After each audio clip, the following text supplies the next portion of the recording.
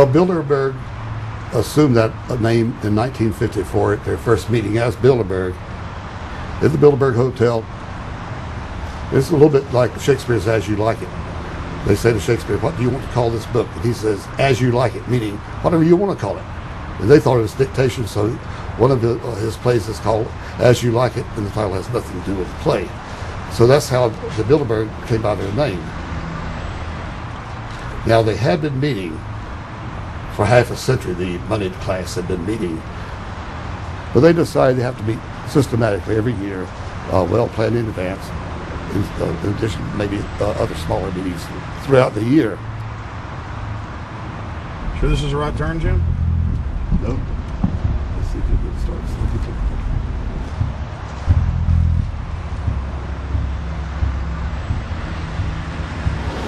This is the global government. They are setting the world agenda. Inside right now, they're deciding on whether or not there will be a war with Iran. They're deciding whether or not taxes will increase, whether oil prices will be suppressed or increased. There's much more on the agenda that we'll be finding out in the fullness of time. But those are three items that are heavy on their list this year.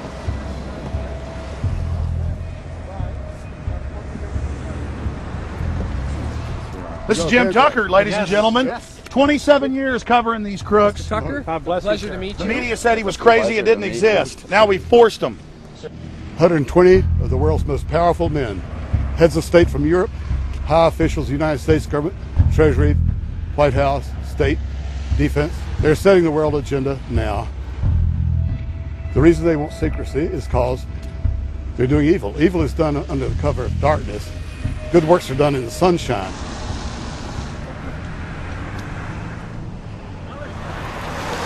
Hi, how you doing? Good. Get off the property, please. Well, Jim has some questions for you. I need you to move off the property, please. Okay. Private property. Sure. It's a public sidewalk. Oh, yeah, we are cooperating. Thank you. Right onto the sidewalk. Yeah, there's no implication that we aren't Right cooperating. onto the sidewalk and stay there, please. Sure, yeah, thank you. Great. Jim has some questions for you. Again, I need you to stay right on the sidewalk. Yeah. Thank you very much. We actually checked with the city. The property line's actually right here. Also, That's good. Property line's actually right here.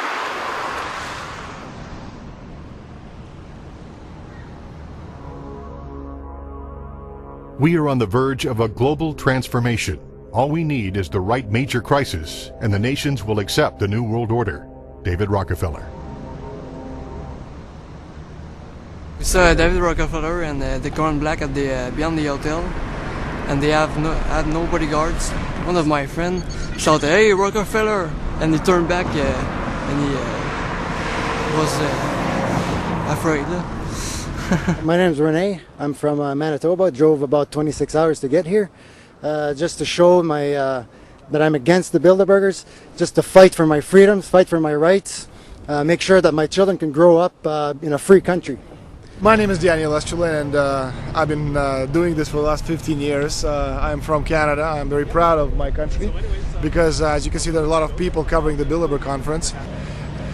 Last year, it took me 14 and a half hours to get to Munich. I was pulled off the plane in Milan. I was pulled off the plane in Munich. They interrogated me 4 hours in both places. I was able to call a friend, a journalist in Rome, as a result of his presence and others. Calling the foreign ministry department in Italy, they backed off and they let me go.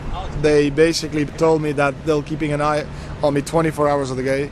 The little hotel where we were staying at, Jim and I, out of the 20 rooms, 6 were occupied, 3 by the CIA and 3 by the German Secret Service. That's how serious these people are, and that's how afraid they are of actually what we may be able to reveal and what we actually do reveal publicly about the Bilderberger intents.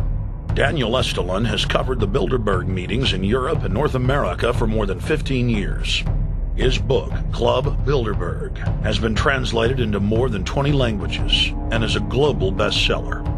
Estrelin has photographed many past Bilderberg meetings. Rockefeller frontman Henry Kissinger is always a key participant. Here you see the president of the CFR, Richard N. Haas, followed by Vice Chairman of Rothschild Europe, Franco Barnaby, who is speaking with Henry Kravitz. And behind them is Richard Holbrooke, former U.S. Ambassador to the United Nations. The head of Daimler Chrysler, Jürgen Erich Schrimp, arrives by helicopter. Here, the owner of the Washington Post, Donald Graham, escorts Indra Nooyi, the head of PepsiCo.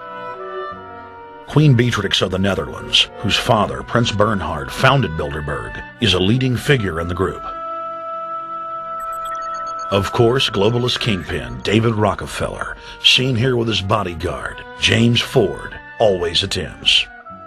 The then newly appointed World Bank chief Paul Wolfowitz is photographed at Bilderberg 2005. It has been reported that Wolfowitz had attended previous meetings, while still the Deputy Secretary of Defense, a violation of the Logan Act.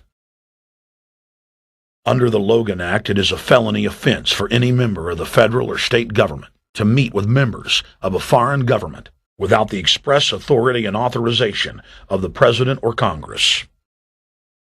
Put simply, it is illegal for members of the government to meet secretly behind closed doors with foreign power brokers due to the problems of corruption and espionage that it breeds. For this reason, many prominent politicians attend, but their names do not appear on the official list. Despite the Logan Act, the governor of New York's name, George Pataki, does appear on the list, and we were able to catch the governor on tape walking with David Rockefeller at Brook Street. Multiple staff members inside Brook Street reported to us that Hillary Clinton attended for half a day. Several armored limos with diplomatic plates did arrive with police escorts and offloaded their passengers in the underground parking garage out of the sight of the press. Former World Bank President James Wolfensohn sardonically stared at our cameras. Do you think they're upset about the fact that they're being exposed?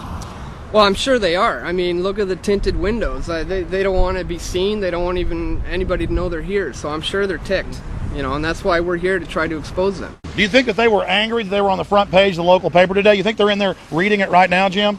Yes, I don't think they're happy about it. They prefer nothing at all, no publicity. They prefer absolute secrecy. Yeah, you better look away. We're not your slaves. You don't own me.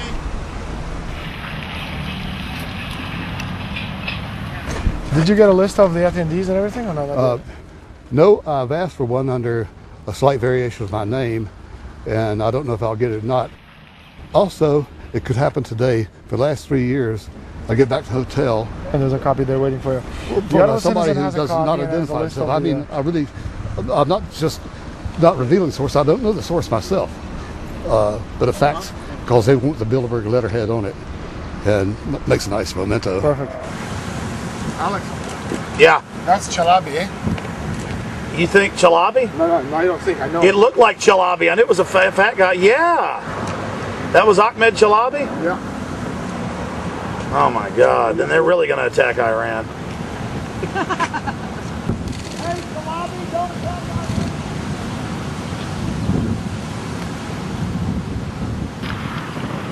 I've seen this guy around a lot. This guy is too. President? I have it. It's S. Scandinavian. Adrian Woolrich. Maria Monti. Over the last couple of years, they've been reeling with the amount of leakage that they've been experiencing, so it's getting harder and harder. But again, it will never get too hard for us because of the sources that we have inside are top-notch sources. People who are actually working for them, the Secret Service, the second layer, people in the Bilderbergers, the clerks, the administrative office, they're there. They are our eyes and ears, and every time there's something out, we always get the information. That's Francisco Pinto Balsamao. I think that's the Queen.